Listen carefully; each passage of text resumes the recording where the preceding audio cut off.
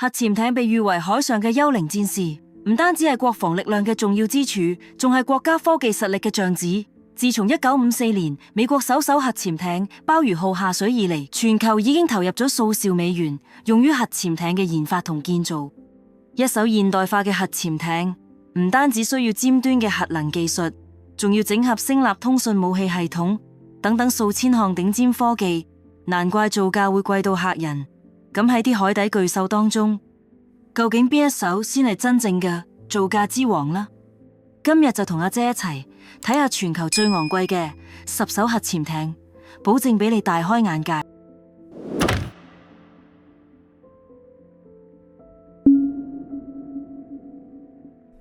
呢款核潛艇誕生於20世紀70年代嘅美國海軍主力，唔單止成功融合咗速度、引伸同火力嘅完美平衡，仲將核能技術同軍事工程嘅精髓發揮到極致，成為咗海軍史上嘅科技巨擘。時間翻到1972年。當時嘅美國正處於冷戰時期，海軍裝備急需更新換代。就喺呢一時，美國海軍決定打造一款真正嘅多用途核潛艇。作為洛杉磯級嘅首創者，佢哋唔單止喺設計上追求極致嘅性能，仲將當時最先進嘅聲納系統同武器系統完美結合。更加令人驚嘆嘅係，呢款潛艇嘅造價竟然高達9億美元，冇錯，就係相當於一座小型城市建設資金嘅天價。除咗昂貴嘅價格，洛杉磯級潛艇仲擁有110米嘅長度，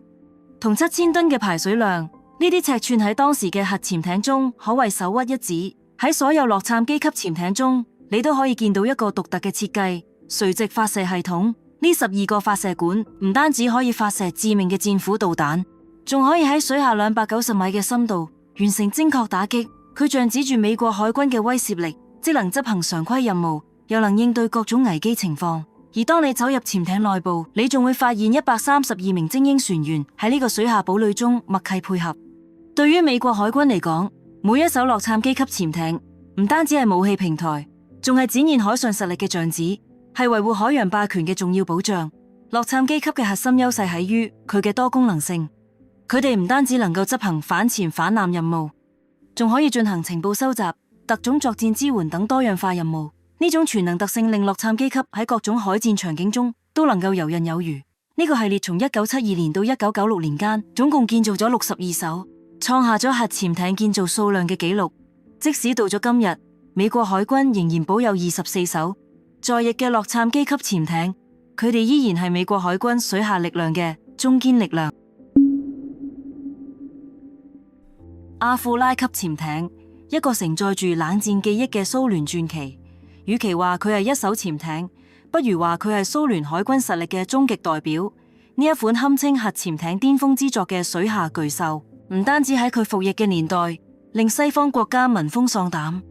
更加喺今日嘅海軍史上留下咗濃墨重彩嘅一筆。當你企喺船尾旁望住呢隻龐然大物，佢110米嘅身軀足以令任何人震撼。佢13.5米嘅闊度同休3000噸嘅排水量，仿佛喺靜靜講緊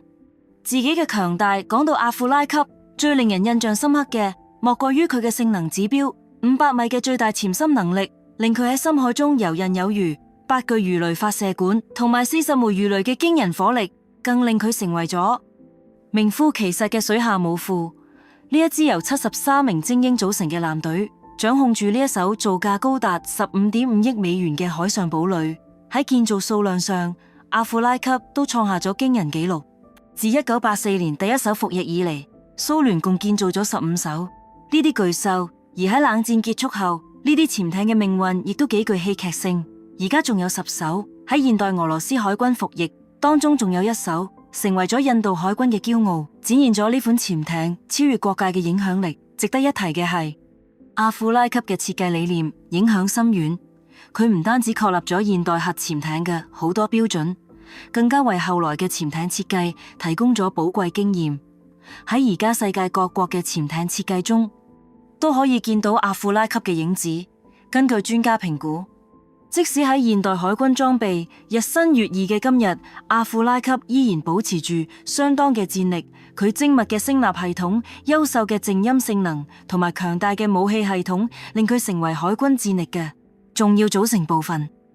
據統計，現役嘅阿庫拉級潛艇平均每年可以執行4到6次重要任務，展現咗驚人嘅可靠性。喺呢個海軍力量快速發展嘅時代，阿庫拉級潛艇依然以佢獨特嘅方式展現住核潛艇設計嘅經典同超前。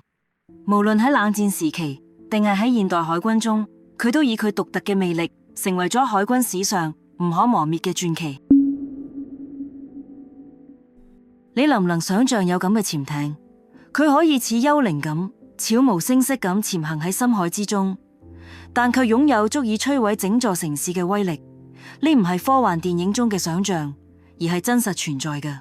俄羅斯雅森級核潛艇嘅真實寫照。雅森級潛艇誕生於21世紀初嘅俄羅斯，係俄羅斯海軍追求科技革新嘅重要成果。以其超強嘅隱身性能同強大嘅打擊能力為核心特色，呢款潛艇嘅研發耗資高達16億美元，充分展現咗俄羅斯喺海軍現代化建設上嘅決心同實力。喺雅森級潛艇嘅發展歷程中，最具代表性嘅當屬首艘服役嘅謝韋羅德文斯克號，作為該級別嘅領軍艦艇，佢喺2013年正式加入俄羅斯海軍服役，唔單止開創咗以城市命名嘅先河，更加為後續4艘姊妹艦樹立咗典範。呢艘潛艇嘅性能表現為整個系列奠定咗卓越嘅聲譽。講到雅森級潛艇嘅實力，其驚人嘅性能指標令人嘆為觀止。呢一艘120米長嘅海中巨獸，擁有15米嘅闊度同優2000噸嘅排水量，可以潛入600米嘅深海中。更加令人驚嘆嘅係，佢配備咗32個垂直導彈發射器，可以發射威力巨大嘅奧尼克斯或卡利布導彈，再加上10個533毫米魚雷管，令佢具備咗全方位嘅打擊能力。喺雅森級潛艇嘅作戰系統中，最引人注目嘅係其先進嘅聲納系統。呢套系統可以大幅降低潛艇嘅噪音特質，令佢喺執行任務時幾乎無聲無息，成為真正嘅深海幽靈。為咗操作咁複雜嘅系統，每艘潛艇都配備咗90名精英軍官同水手，佢哋經過嚴格訓練，可以熟練駕馭呢款先進嘅水下戰艦。雖然雅森級潛艇嘅造價極其昂貴，但佢喺現代海戰中嘅重要性卻係無可替代嘅。呢種潛艇唔單止展現咗軍事科技嘅最高水準，更加體現咗一個國家喺海軍力量建設上嘅整體實力。佢嘅存在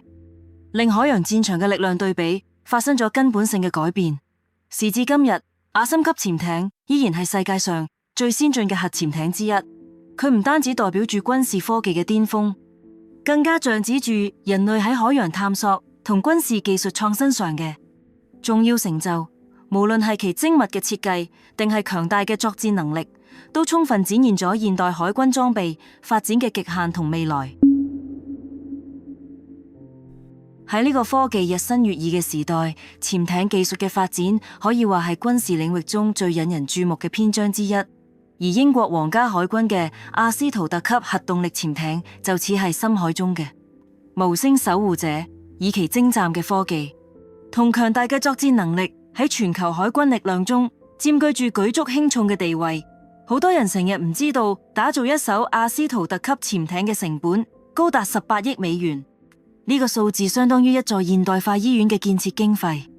而英國已經成功建造咗5艘咁嘅海上巨獸，另外2艘仲喺緊鑼密鼓咁建造中。自2010年8月首艘服役以嚟，呢個系列嘅潛艇就展現咗卓越嘅性能同可靠性。佢哋擁有97米嘅艦身長度、11米嘅船體闊度同埋7500噸嘅排水量。呢啲尺寸唔單止確保咗潛艇嘅穩定性，更加為各種先進裝備提供咗充足嘅安裝空間。更令人驚嘆嘅係，呢啲龐然大物可以潛入超過300米嘅深海中，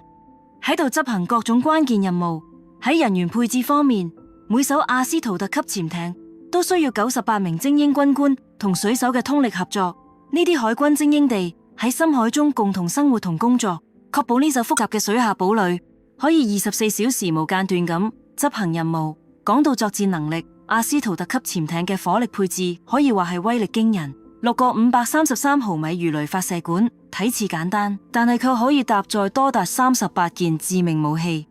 無論係塔馬霍克 Block IV 巡航飛彈，定係重型 Spearfish 魚雷，都可以精確咁打擊水面、水下或者陸地目標。呢一種多樣化嘅武器系統，令阿斯圖特級潛艇可以靈活應對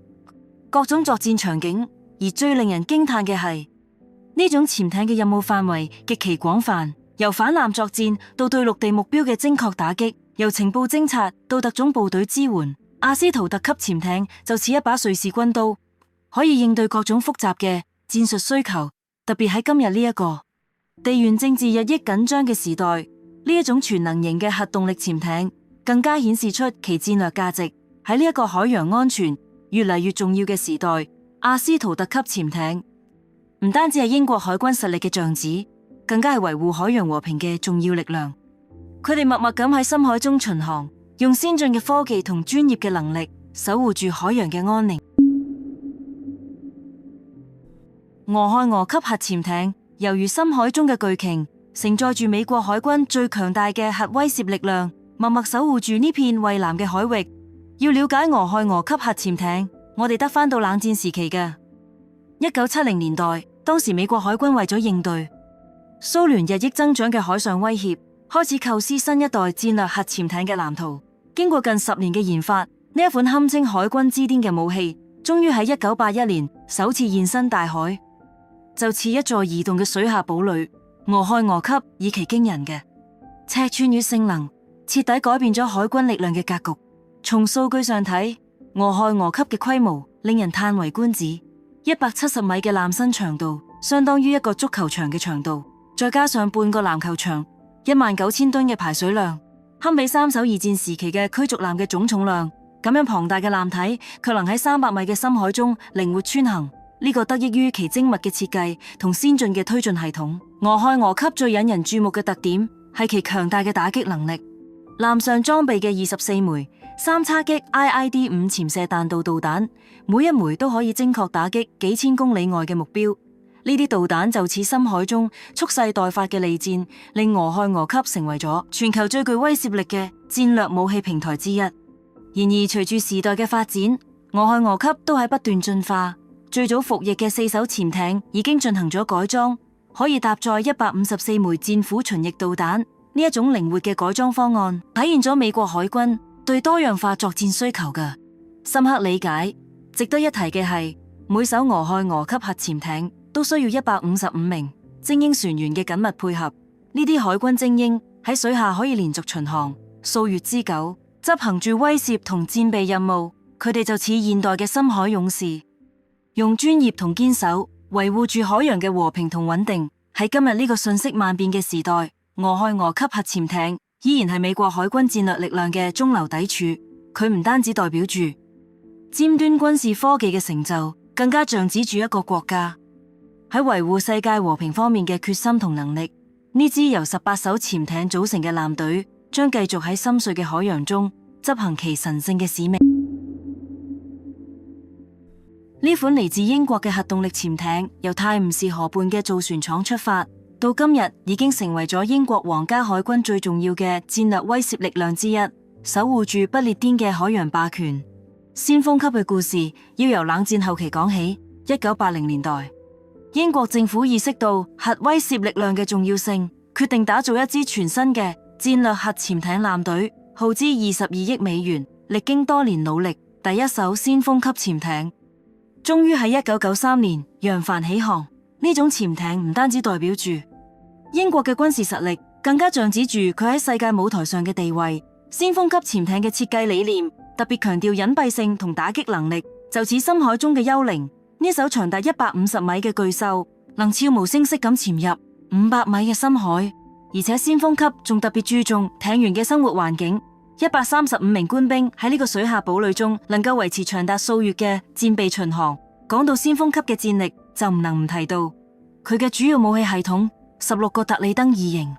導彈發射器，就似16把海底利劍，每個都能攜帶多枚核彈頭，構成咗強大嘅核威懾力量。喺裝備上，先鋒級潛艇有住自己獨特嘅配置。首先係核動力系統，呢個係潛艇嘅心臟，可以提供源源不絕嘅動力。其次係先進嘅聲納系統，就似潛艇嘅耳仔，能察覺數十海里外嘅風吹草動。再者係4個533毫米魚雷發射管，呢個係潛艇嘅利爪，能夠應對各種水下威脅。特別係特里登導彈系統，佢唔單止係一種武器，更加係一種政治影響力嘅象徵，代表住英國喺國際事務中嘅話語權。喺呢一款潛艇中，我哋見到咗技術同戰略嘅完美結合，亦都見到咗一個國家點樣通過科技實力嚟維護自身安全同世界和平嘅平衡。通過不斷嘅技術創新同實戰演練，先鋒級潛艇向我哋展示咗現代海軍力量嘅發展方向，成為咗海洋強國實力嘅重要標誌。呢一款被譽為海底幽靈嘅先進武器，唔單止代表住美國海軍嘅尖端科技，仲係改變咗現代海戰模式嘅重要力量。維吉尼亞級核潛艇嘅誕生要追溯到冷戰後期，當時美國海軍面臨住一個嚴峻嘅挑戰，點樣喺削減軍費嘅同時保持海軍嘅強大實力。喺呢個背景下，作為海狼級潛艇嘅補充同替代方案，維吉尼亞級應運而生。呢個方案唔單止解決咗成本問題，仲開創咗新一代核潛艇嘅先河。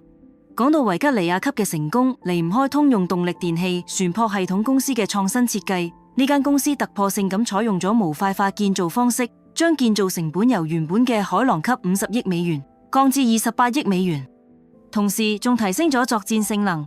呢種革命性嘅設計理念為現代軍艦建造樹立咗新標準。時至今日，維吉尼亞級核潛艇喺全球海軍中扮演住舉足輕重嘅角色。呢款長達115米嘅巨獸，憑住佢8000噸嘅排水量同500米嘅最大潛深，喺各大洋中游弋自如。特別值得一提嘅係，佢嘅作戰系統堪稱完美，12個垂直發射系統可以發射戰斧巡航導彈，4個533毫米魚雷發射管就係反潛作戰嘅利器。呢啲武器系統令維吉尼亞級成為咗真正嘅海上獵手。如果話冷戰時期嘅核潛艇係以威懾為主，咁維吉尼亞級就開創咗多用途作戰嘅新時代。佢唔單止能夠執行傳統嘅反潛任務，仲可以進行情報收集、特種作戰支援等多樣化任務。值得注意嘅係，135名精英船員組成嘅團隊，令呢艘海上巨獸擁有咗靈活嘅操控能力。然而，維吉尼亞級喺發展過程中都面臨住挑戰，例如建造成本持續上升同新型反潛技術嘅威脅，都俾呢個項目帶嚟唔少壓力。原本計劃建造30艘嘅規模，可能擴大到66艘。呢個唔單止考驗住美國嘅工業能力，仲挑戰住預算嘅極限。但不可否認嘅係，維吉尼亞級核潛艇作為現代海軍力量嘅重要支柱，將繼續喺未來嘅海上較量中發揮關鍵作用。呢艘融合咗尖端科技同戰術創新嘅水下勁旅，正如同海洋深處嘅無聲獵手，守護住海洋安全嘅最後防線。作為人類史上建造嘅最大潛艇，颱風級核潛艇就似海底巡遊嘅巨鯨，以其驚人嘅400,000噸排水量，喺深海中書寫住冷戰時期嘅傳奇篇章。呢艘海中巨獸嘅誕生可以追溯到1981年，當時蘇聯為咗同美國抗衡，投入天文數字般嘅30億美元，打造出第一艘颱風級潛艇德米特里頓斯科伊號，就似一座移動嘅水下堡壘。呢種潛艇擁有住令人驚嘆嘅尺寸，175米嘅長度，足夠容納2架波音737客機，23米嘅闊度，更加係普通潛艇嘅2倍有多。颱風級潛艇嘅設計理念就似一個精心打造嘅地下城堡，佢唔單止能夠潛入400米嘅深海，仲配備咗20個 R39潛射彈道導彈發射器，就似深海中嘅移動軍火庫。艦上嘅160名軍官同水手地喺呢座水下城堡中各司其職，維持住呢座複雜機器嘅運轉。有趣嘅係，颱風級潛艇嘅內部設施可謂豪華。同其他潛艇相比，佢就似一座漂浮嘅5星級酒店，配備咗桑拿室、游泳池，甚至仲有健身房。呢啲設施唔單止係為咗讓船員喺漫長嘅水下巡航中保持良好狀態，更加體現咗蘇聯對其精英水兵嘅重視。喺冷戰結束後，颱風級潛艇雖然逐漸退出歷史舞台，但佢嘅存在依然深深影響住現代潛艇設計。呢種巨型核潛艇嘅建造經驗，為後來嘅潛艇設計提供咗寶貴嘅參考，就似一本厚重嘅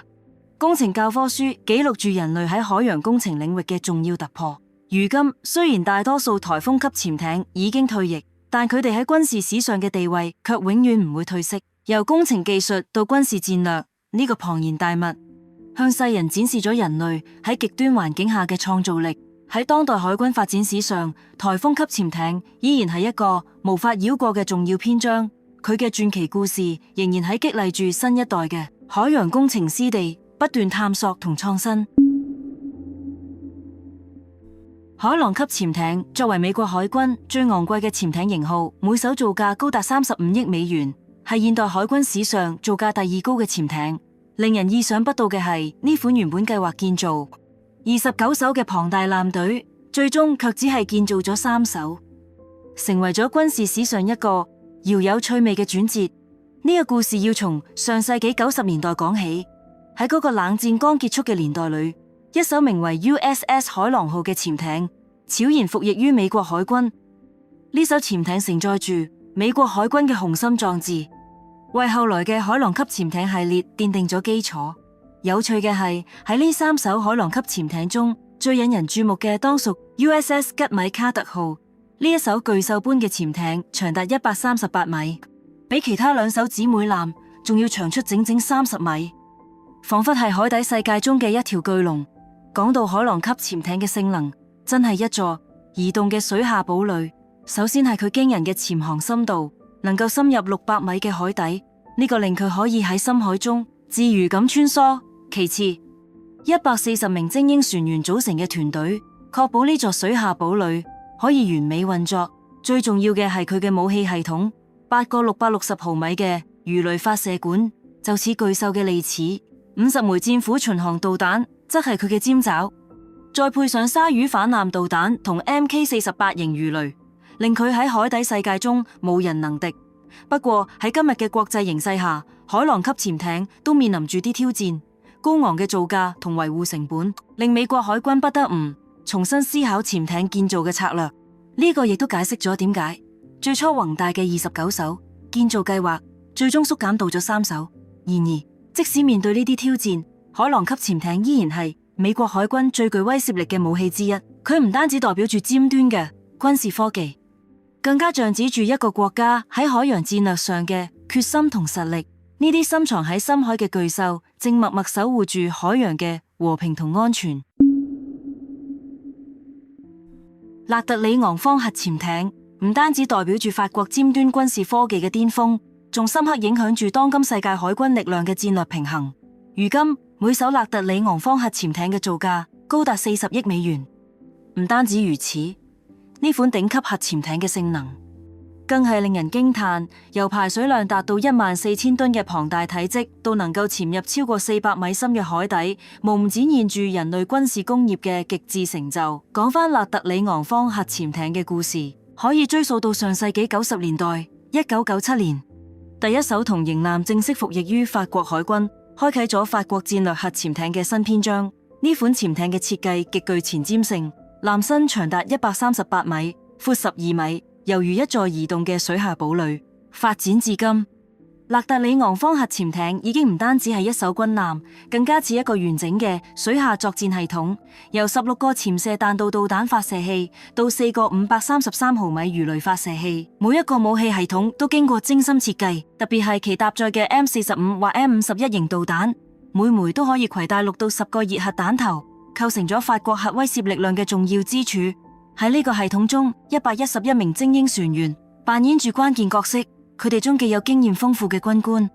亦都有技術精湛嘅水手。每個人都經過嚴格訓練，確保呢一座水下堡壘可以完美執行各項任務。法國海軍共建造咗4艘呢啲核潛艇，組成咗一支強大嘅戰略打擊力量——勒特里昂方核潛艇。